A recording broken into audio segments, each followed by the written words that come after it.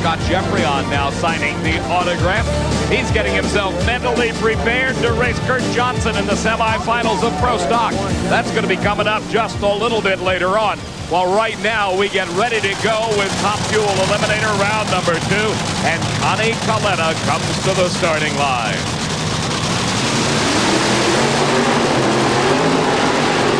His opponent in round number 2, Mike Dunn at the wheel of Darrell Gwynn's La Victoria Salsa McGuire's Waxes Hendry. For Connie Coletta, this has been quite a season. He and his son Scott have teamed up for American International Airways, the company that Connie owns, to field a couple of the best Top Fuel dragsters this sport's ever seen. It takes more than just the driver to make these cars run, and Connie has got one of the best crew chiefs in the business in Tim Richards, the guy that wrenched Joe Amato to 4.5, if you will, Winston championships. He left in the middle of the season of Joe's 5th championship win. Mike Dunn qualified in the number 10 spot with a 4.85 elapsed time. And his first round opponent, the reigning Winston champion, Eddie Hill.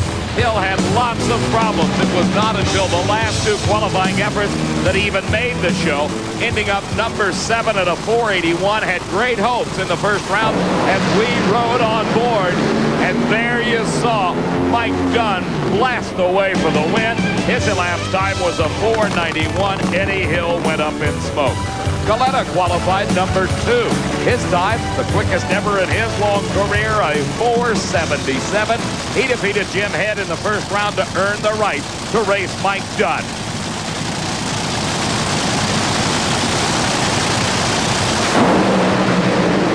Giant wheel stand for Coletta. Dunn has some engine problems, and Connie wins it at a 4.80, 2.98. Let's go down to the starting line and Bob Try. You having fun now?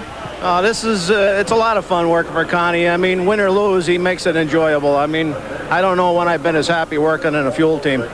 Looks like these guys might be on a collision course, father and son. I hope they are. Not only is it fun for Tim Richards, but it's fun for us to watch when Connie pulls gyrations like this. Look how high the front end gets. And Connie, the veteran that won his first race back in 1967, has no intention of lifting at all. Down at the far end, here's Steve. You flew this thing like an airplane the first few hundred feet. It was up there, and then it walked out of the groove on top of it, which wasn't very nasty. It was sort of nasty. Wishing you could put the flaps down. Well, the front wing we got on the car helps it quite a bit. It'll pull it right down. Happy with the 480? Yeah. Now Tim knows where he's at. If Scott wins, guess what? Father and son go head-to-head. And you don't think there's any rivalry there, do you? Back at the starting line, Don Prudhomme against Corey McLenithan. Corey Mack holds the lane choice here. He had a 4.79 victory in his first round of competition. Don Prudhomme consistent in the 4.80 range. That's where he qualified with. Of course, the interesting story on Prudhomme, this is his final season as a driver. He has dubbed it the Final Strike Tour.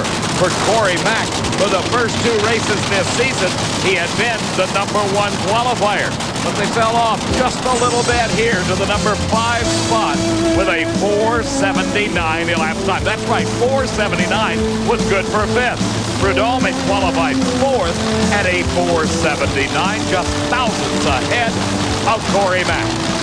The McDonald's dragster owned by Larry Miner is under the head-wrenching of that man, Lee Beard. In the first round, Corey Mack beat another young lion in Top Fuel, Thad Austin. Don Prudhomme, using the services of Wes Cerny this season as his crew chief, beat Rochelle Splatt, who was the last person to join the Slick 50 300-mile-an-hour club. Great race, and Don Prudhomme pulls off the upset. 4.87 at 285 miles an hour. Don Prudhomme won this one on a hole shot. Look again. Watch the car in the near lane. He moves perceptibly ahead of Corey McLenithan. Corey Mack got the wheels up. Don Prudhomme stayed stuck to the pavement, though, as they battled down the racetrack. It was neck and neck, and until they reached the finish line, nobody knew who was going to win this one. And it was Prudhomme pulling it out by 0.08 of a second. Now you know why they call him the Snake. Your 87 beat his 84. Just lucky. Just lucky. They're running better than us right now. This is the car to beat, and it's just my turn. You know, up there you just never know what happens. You changed lanes just before the race. Yeah, we've been slipping the tire pretty hard in the left-hand lane, and when they oiled down a little bit, we thought we'd have a little better traction, and we did, but I guess the driver didn't do his job this time.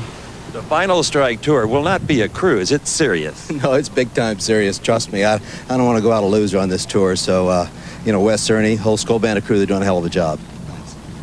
Don Prudhomme adding a great deal to the team effort and adding to the legend of the Snake.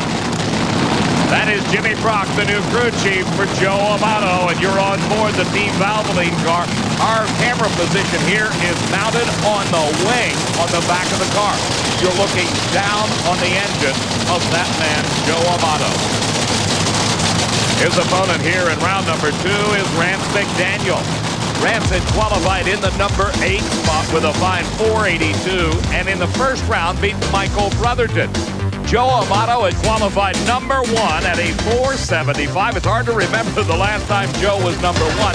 And in the first round, he was against Bob Vandergriff Jr. in the Fruit of the Loom Activewear car. That was the right rear tire exploding. Joe had his hands full. Do you even know what happened? Well, the tire blew. I mean, it's hard to say what made the tire blow. It probably, the valve cover's got a hole in it. I mean, it could have threw a piece into it or something. It's hard to say. You know, close to the wall. Yeah, it went. It was really hauling, and then all of a sudden the thing just it blew the tire and it settled right down and it started to squirt all around. But I never saw him coming, so I just kind of didn't want to try and stop it on the track. I just kind of coasted it through, and then I hit the fuel shut off. And you'll be back? I think we'll be back. Yeah, we got the parts, and my boys will fix it. As long as there's no frame damage and it looks like it's good. Jimmy Brock and the crew went back to the pits after that first round incident, rebuilt the race car, and put it on the line here against Rance McDaniel. Round number 2 at the Slick 50 Nationals at Houston Raceway Park.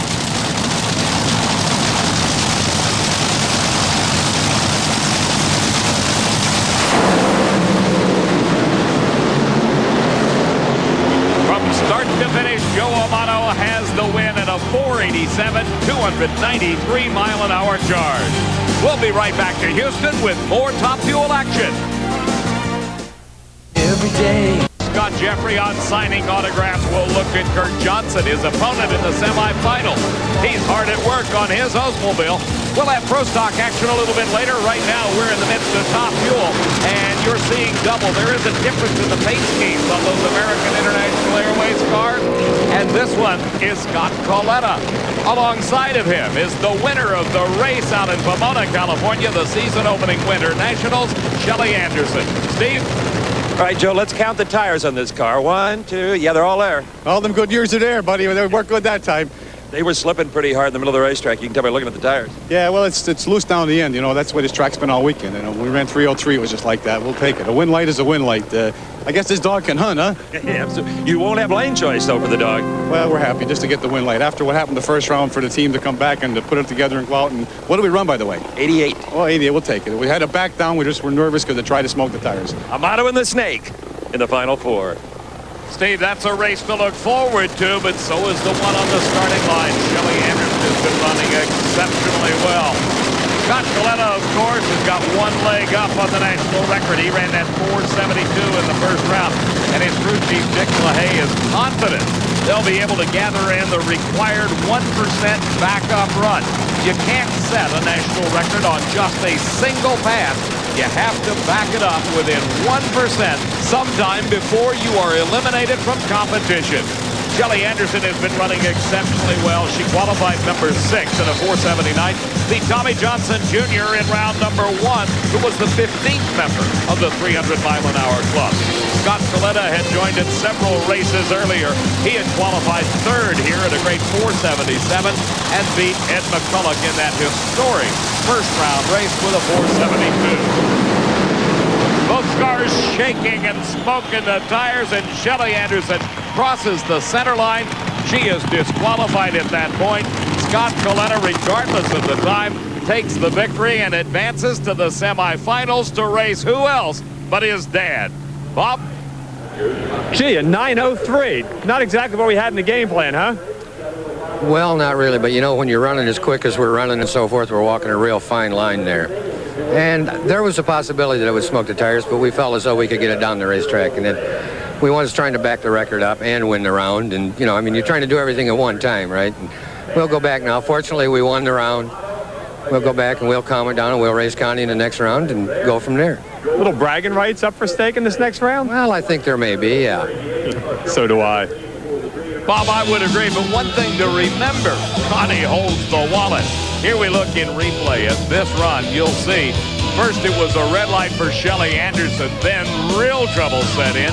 The tires smoking and shaking. She crossed over the center line behind Scott Coletta. Was able to gather it back in and get it back into her lane before any serious problems developed. But for Scotty, the all-important round victory to bring him up against his dad in round number 3, the final 4, and Connie holds the lane choice. Don Prudhomme gets to pick his lane over Joe Amato on the other side of the ladder. Steve? You saw the red light, obviously, or you'd have been on the gas. Yeah, you know, normal reactions, you know, I shouldn't have stepped back on it when it smoked the tires, but I remembered that she red lit, and that's why I got back off it. So She crossed the center line behind you as well. Didn't even know that. Guess what? Yeah, that's what everybody's been waiting for. It's Connie and Connie. It'll be fun. And there'll be a Coletta in the final. We know that for sure. Which one will it be? We'll find out in just a bit. In the Pro Stock pit area, you're looking at the crew for Warren Johnson, getting his car ready for the semifinal round race against Darrell Alderman. We'll be back at Houston Raceway Park in the Slick 50 Nationals. Don't go away.